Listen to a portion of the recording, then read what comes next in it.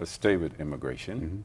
Yet you passed some amendments recently in the House, and people have an almost paralyzing fear that this opens the floodgates and we are overrun by people taking our jobs. Comfort them. Okay.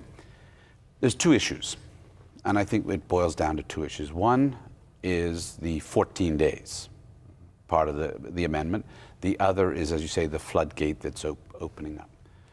The amendments that went before the House Assembly were put into practice by me almost a year ago as a result of a cabinet conclusion.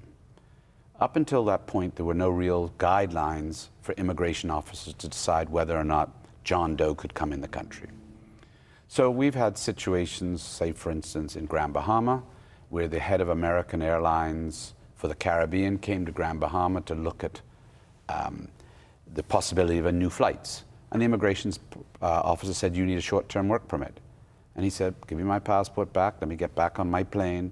And I went back to Miami, and we got no new flights. The head of Carnival was put in for secondary questioning. So the discretion at the airport had to have some policy to it. So we came up with this policy, 14 days. Which means what now? Means you can come in, for the work specified, which will come to the second part of the bill, for a maximum of 14 days. The average tourist to the Bahamas is about 2.9 days.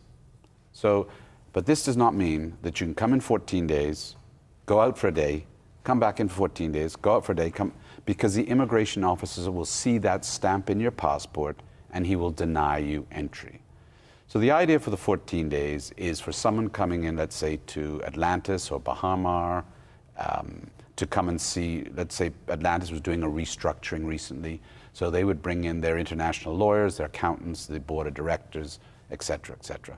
And that's the idea. They could come in for a maximum of 14 days. You know, around the world, when you enter countries, they give you sometimes 90 days to come in as tourists. We restrict it. So we need to look at that whole system and broaden it, because we're a tourist industry, we're a financial services industry. 14 days will go over 2 weekends. People are highly unlikely to be here for 14 days. So there's no fear. People shouldn't think that absolutely not. This is absolutely not. I can understand where this part is, but the immigration officer reserves the right to refuse you entry at any time. So if he sees you're abusing that system, end of subject. We've heard always about a backlog in immigration. But hang on, there's two sections of that bill. Tell me about the second section. One was the 14 days. One is the 14 days. Okay. I originally asked my cabinet colleagues for 21 days. We settled on 14, which we figured was enough time to do... For somebody to come and do an audit, do a restructuring, et cetera, et cetera.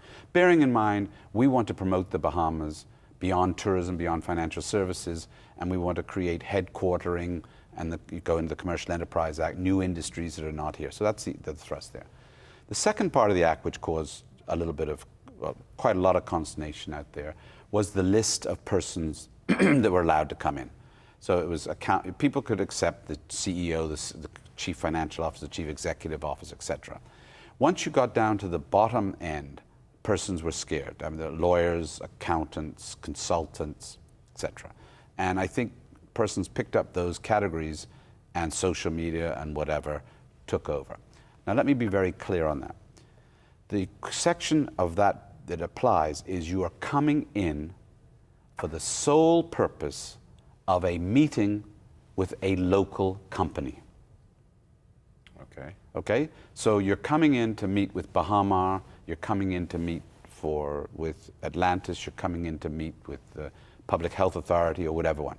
You're not coming in the case of lawyers, to appear before the Supreme Court to argue a case. Okay. In that case, you need the permission of the Bahamas Bar Council and immigration. There are deadlines like that. In terms of accounting, a foreign accountant cannot come in, sign an audit, because that is an area reserved for Bahamian accountants under the accountancy provisions. They're the only ones to sign up. So it's very clear what the law says. Coming in for a meeting with a local company. Full stop. Okay. And it's not intended to displace any Bahamian whatsoever.